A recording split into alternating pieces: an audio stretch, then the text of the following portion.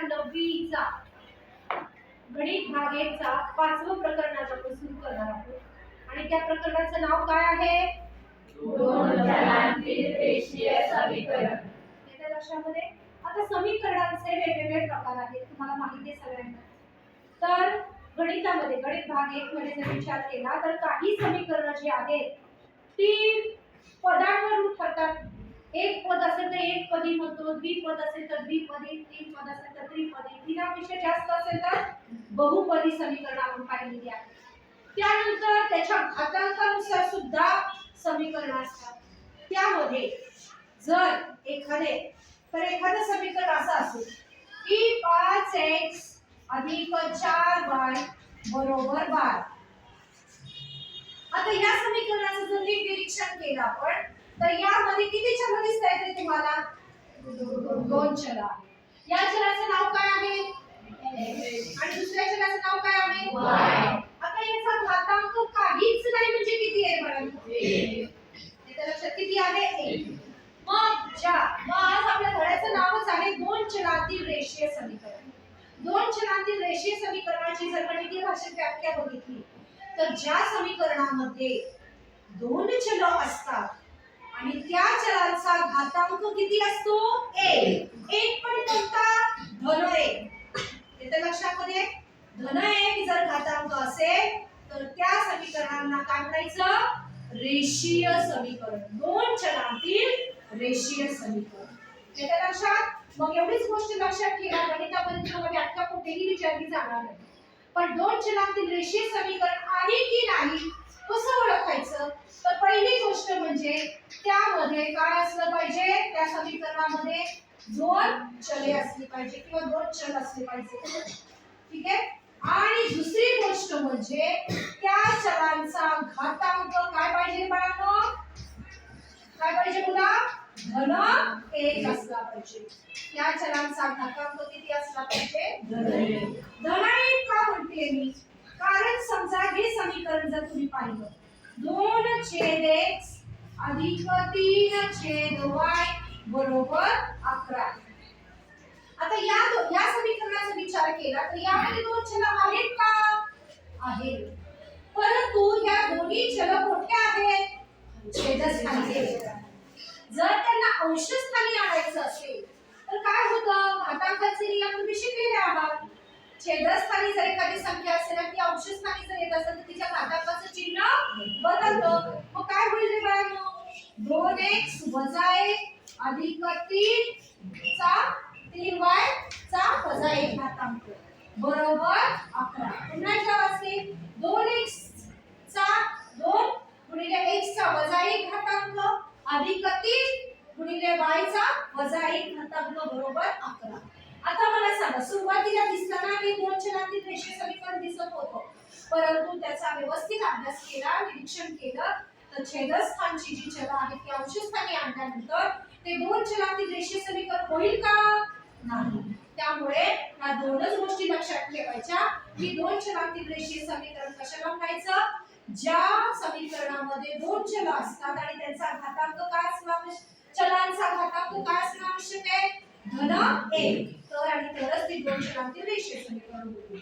याच्या लक्षामध्ये आता तुमच्या मनाने सांगा बरं, तुम्ही सांगा बरं दोन चलांतील रेषीय समीकरणाचे उदाहरण सांगा. काही सांगा. चल बद्दल सांगा. हा सांग. अगदी बरोबर आहे. 4x वजा 5y बरोबर 50 किंवा 15 लिहा. काही घ्या. याच्या लक्षात दोन चल आहेत का? चलांचा घातांक काहीच नाही म्हणजे किती आहे? 1 आहे. इथं चलांचा सहगुणक काही असू द्या, तो पूर्णांक असू द्या, पूर्ण संख्या असू द्या, परिमेय असू द्या, अपरिमेय असू द्या. समजा असं आहे वर्गमुळामध्ये 5x वजा वर्गमुळामध्ये 3y बरोबर वजा किंवा 16. तर हे सुद्धा दोन चलांतील रेषीय समीकरण आहे. कारण इथे चलाचा सहगुणक काहीही असला तरी चालेल, फक्त चल दोन पाहिजे आणि चलांचा घातांक किती पाहिजे? 1 पाहिजे. समजलं का? अशी तुम्ही कितीतरी उदाहरणं लिहू शकता. कळतंय? समजलं सगळ्यांना दोन चलांतील रेषीय समीकरण म्हणजे काय? ठीक आहे.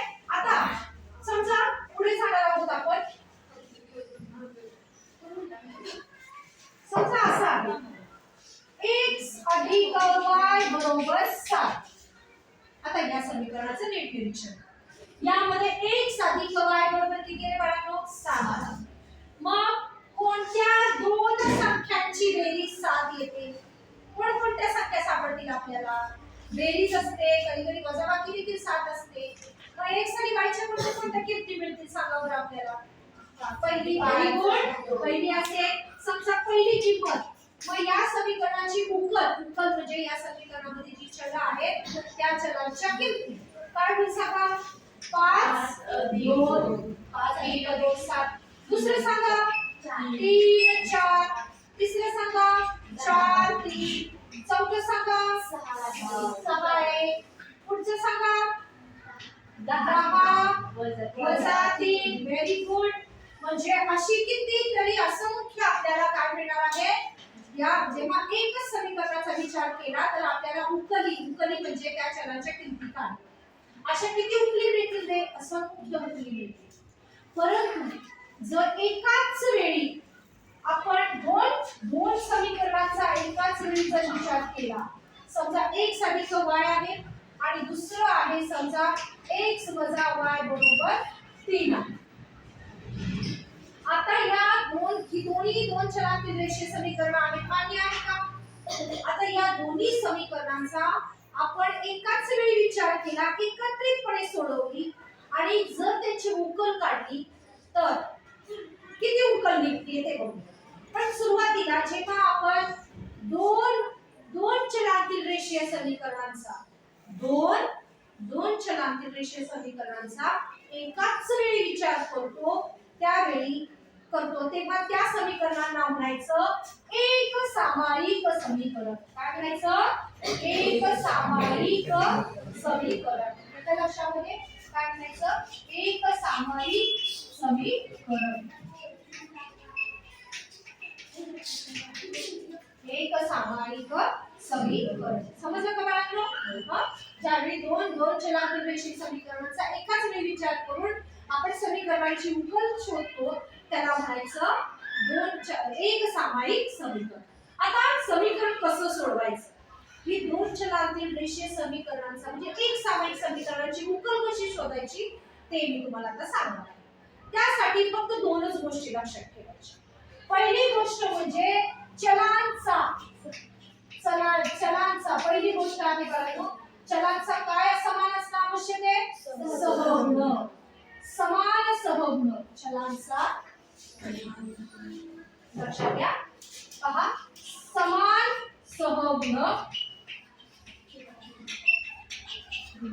आणि दुसरी गोष्ट म्हणजे भिन्न चिन्ह.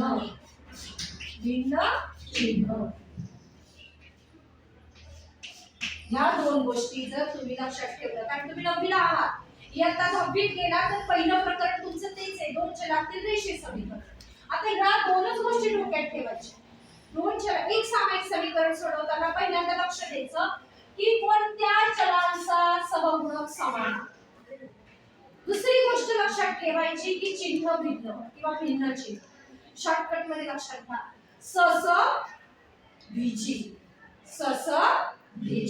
सस म्हणजे काय? समान सहगुण. भिची म्हणजे काय? भिन्न चिन्ह. आता हे दोन गोष्टी डोक्यात आहेत सगळ्यांच्या. आता आपण समीकरण कसं सोडवायचं एक सामायिक समीकरण. मग पहिली जी प्रक्रिया आहे, पहिली जी पायरी आहे ते म्हणजे समीकरणाला एक म्हणायचं आणि ह्याला समीकरण काय म्हणायचं? 2. आता मी निरीक्षण करणार. पहिल्यांदा x या चलाचं निरीक्षण करणार. सस पहिली गोष्ट काय डोक्यात ठेवणार? सस. इथे समान सहगुणक आहे का? आहे. इथे पण एक आहे, काहीच नाही म्हणजे सहगुणक एक आहे. पण इथं भिची म्हणजे भिन्न चिन्ह आणि काय बाळांनो? मग दुसऱ्या चलाकडे जायचं. इथं सस आहे का? इथे सस आणि इथं भिची पण आहे का रे? आहे. म्हणजे इथं दोन्ही अटी लागू पडतायत. समजा इथे पण बेरजेचं चिन्ह असलं असतं तर या दोन समीकरणांची वजाबाकी करायची. चिन्ह बदलायचं असेल तर काय करावी लागते? वजाबाकी. पण इथे चिन्ह बदलायची गरजच नाही. इथे तुम्हाला ऑलरेडी दिलेलं आहे भिन्न चिन्ह. मग इथे पहिल्या समीकरणाला 1 नाव द्या, दुसऱ्या समीकरणाला 2 नाव द्या. आणि काय करायचं इथं? या दोन समीकरणांची काय करणार? बेरीज. बेरीज केल्यामुळे काय होणार? y चा लोप होणार, y निघून जाणार. मग कोणाची किंमत मिळेल तुम्हाला? x ची. झाडा x. मग x ची किंमत मिळाली आणि x ची किंमत मिळाली की मग पुढे काय करायचं ते बघणार आहोत. मग बघा इथे म्हणा समीकरण 1 अधिक समीकरण 2 करू किंवा समीकरण 1 व 2 यांची बेरीज करू. तुम्ही असं म्हणाला तरी चालेल. ठीक आहे. पुन्हा एकदा मी ही दोन्ही समीकरण एकाखाली एक लिहिणार आहे. यांची बेरीज करूया. 7 आणि 3 किती झाले बाळांनो? 10. धन y ऋण y यांचा लोप झाला, वजाबाकी झाली, ते निघून गेले. x अधिक x किती आलं? 2x. पुन्हा हे जे लाभ आहे थोडीशी इथे जागा ठेवा. 2x. इथं काहीच नाही, तुम्ही शून्य लिहू शकता की नाही, जागा रिकामी तशीच लिहू शकता. मग 2x बरोबर किती आले? 10. आता मला फक्त x ची काढायची किंमत. 2 काय करायचं? पक्षांतर करायचं. 2 इकडे x ला गुणिले, इकडे गेल्यावर काय झाला? भागिले. हा, या बोर्ड कडे येणार आहे आता. पहा काय होईल? 2x बरोबर 10. मग x काय झाला? 2 इकडे गुणिले, इकडे आल्यावर काय झाला? भागिले. मग x ची किंमत काय मिळाली? 5. आता कोणाची किंमत काढायची राहिली? y ची. मग x ची किंमत मिळाल्यावर y ची किंमत कशी काढायची? तर ही जी x ची किंमत आहे ती समीकरण 1 मध्ये ठेवा किंवा y मध्ये ठेवा, तीच किंमत मिळेल. इथे लक्षात बसा का? कशात ठेवूया? 1 मध्ये ठेवूया. ठीक आहे. मग इथं म्हणायचं x बरोबर 5 ही किंमत समीकरण 1 मध्ये ठेवू. समीकरण 1 मध्ये ठेवू. मग समीकरण 1 लिहून घेते मी. x अधिक y बरोबर 7. x ची किंमत टाका इथे 5 आहे. 5 अधिक y बरोबर 7. 5 इकडे धन, तिकडे गेले काय झालं? ऋण. पक्षांतर करा. धन 7 त्याची जागा इथे आहे तो तसाच लिहिणार. 5 इकडे धन, तिकडे गेल्यावर ऋण. y मधून किती? 5 तून 7 तून 2 गेली, किती उरले? 2. आणि अशा प्रकारे मग इथं शेवटचं उत्तर आपण घ्यायचं. एक समीकरण दिलेल्या एक सामायिक समीकरणांची उकल, दिलेल्या एक सामायिक समीकरणाची उकल बरोबर x, y. उकल लिहिण्याची पद्धत आधी x नंतर y. अल्फाबेटिकली जर विचार केला एबीसीडी आधी x च येतो आणि नंतर y. मग तशीच किंमत पण टाकायची. x ची किंमत किती? 5 आणि y ची किंमत किती? 2. समजलं सगळ्यांना? आलं लक्षामध्ये? हा, 2 चलांतील एक सामायिक समीकरण कसं सोडवायचं कळलं? ठीक आहे. सुंदर अक्षरात फळ्यावरचं लिहून घ्या. आधी